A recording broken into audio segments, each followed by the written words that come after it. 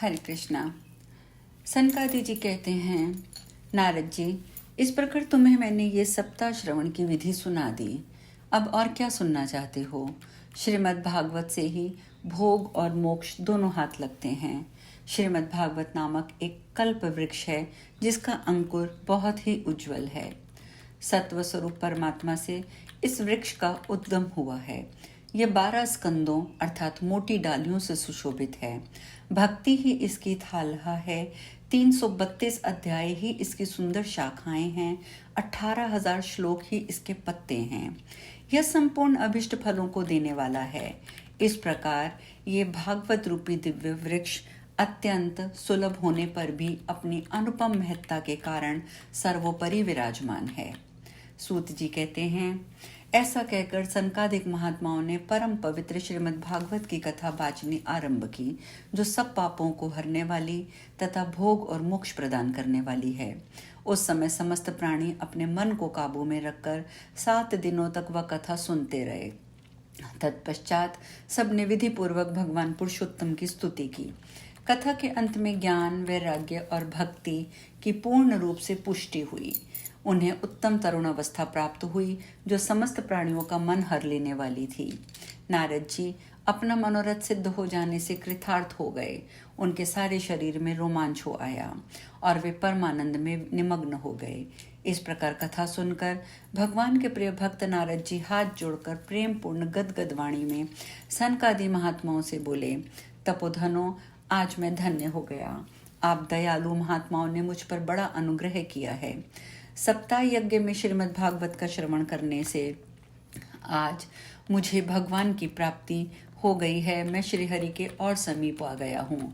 मैं तो सब धर्मों की अपेक्षा श्रीमद् भागवत श्रवण को ही श्रेष्ठ मानता हूँ, क्योंकि उसके सुनने से वैकुंठवासी भगवान श्री कृष्ण की प्राप्ति होती है।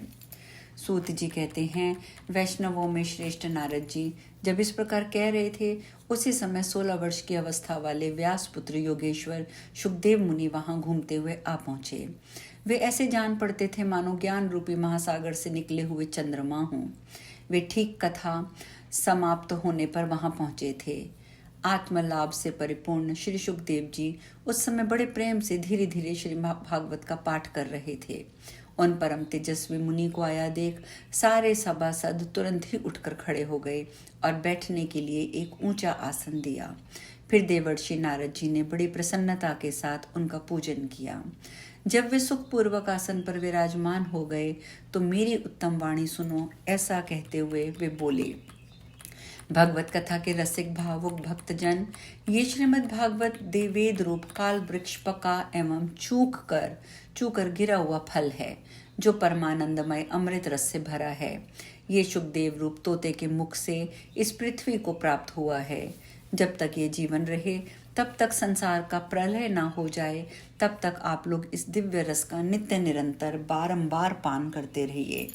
महामुनि व्यास जी के द्वारा रचित इस श्रीमद् भागवत में परम उत्तम निष्काम धर्म का प्रतिपादन किया गया है तथा जिनके हृदय में ईर्ष्या द्वेष का अभाव है, उन साधु पुरुषों के जानने योग्य उस कल्याणप्रद परमार्थ तत्व का निरूपण किया गया है, जो आध्यात्मिक आदि तीनों तापों का समूल नाश करने वाला है।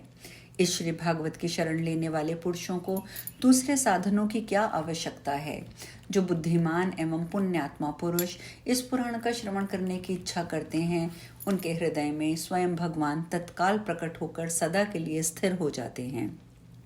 श्रीमद् भागवत कथा समस्त पुराणों का तिलक और वैष्णव पुरुषों की प्रिय वस्तु है।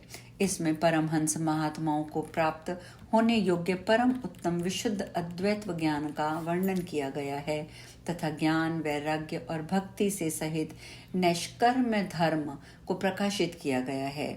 जो मनुष्य भक्ति पूर्वक इसके श्रवण, पठन और मनन में संलग्न रहता है, वह संसार बंधन से मुक्त हो जाता है। यह रस सर्वलोक, सत्यलोक, कैलाश और वैकुंठ में भी नहीं है।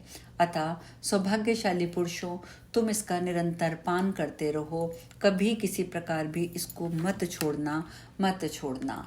शौनक जी, व्यासपुत्र सुखदेव जी इस प्रकार कह रहे थे। वहां बीच सभा में प्रहलाद, बलि, उद्धव और अर्जुन आदि पार्षदों के सहित साक्षात श्री हरि प्रकट हो गए।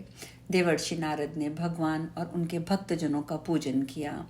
भगवान को प्रसन्न देखकर नारद जी ने उन्हें एक श्रेष्ठ आसन पर बिठा दिया और सब लोग मिलकर उनके सामने कीर्तन करने लगे। उस कीर्तन को देखने के लिए पार्वती सहित महादेव जी और ब्रह्मा जी भी वहां आ गए। प्रहलाद जी चंचल गति से थिरकते हुए करताल बजाने लगे। उद्धव ने मंजरी ले लिए। देवर्षि नारद जी ने वीणा की तान छेड़ दी। स्वर में कुशल होने के कारण अर्जुन राग अलापने लगे। इंद्र ने मृदंग बजाना आरंभ कर दिया। महात्मा सनक सनंदन आदि कीर्तन के बीच बीच में जय जयकार करने लगे और सबके आगे व्यासपुत्र सुखदेव जी रस की अभिव्यक्ति करते हुए भाव बताने लगे। उस कीर्तन मंडली के बीच परम तेजस्वी भक्ति वैराग्य नटों के समान नृत्य कर रहे थे। यह अलौकिक कीर्तन देखकर भगवान बहुत प्रसन्न हुए और बोले, भक्तजनों, मैं तुम्हारी इस कथा और कीर्तन से अत्यंत प्रसन्न हूँ, अतः तुम लोग मुझसे वर मांगो। भगवान का वचन सुनकर सब लोगों को बड़ी प्रसन्नता हुई। वह वचन सुनकर सब लोगों को बड़ी प्रसन्नता हुई और उनका हृदय भक्त विमोर हो गया। वे श्री हरि से कहने लगे, भगवान, हमारी इच्छा है कि जहाँ कहीं भी श्रीमद् भागवत की कथा का सप्ताह हो, वहाँ इन समस्त पार्षदों के साथ यत्नपूर्वक आप पधारें।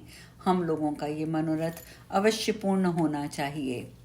तब भगवान विष्णु ने तथास्तु कहा और वहां से अंतर्ध्यान हो गए।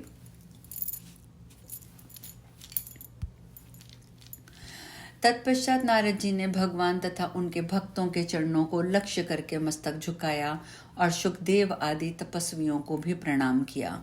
इस प्रकार कथामृत का पान करके सब लोगों को बड़ी प्रसन्नता हुई और उन सब का मोह नष्ट हो गया।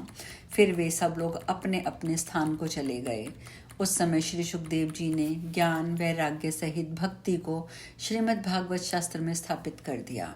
इसी से श्रीमद् भागवत का सेवन करने पर भगवान विष्णु वैष्णवों के हृदयों में विराजमान हो जाते हैं और जो लोग दरिद्रता, तरह तरह के अभाव और दुख रूप ज्वर से दग्ध हो रहे हैं, जिनको माया पिशाची ने अपने पैरों से कुचल डाला है, तथा जो संसार समुद्र में पड़े हुए हैं, उनका कल्याण करने के लिए श्रीमद् भागवत शास्त्र निरंतर गर्जना कर रहा है।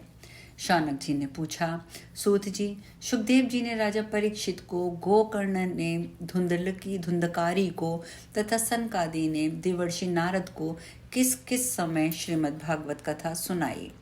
सूत जी ने कहा, भगवान श्री कृष्ण के परम धाम पधारने के पश्चात जब कलयुग को आए 30 वर्ष हो गए, उस समय भादों के शुक्ल पक्ष की नवमी तिथि को सुखदेव जी की कथा आरंभ हुई।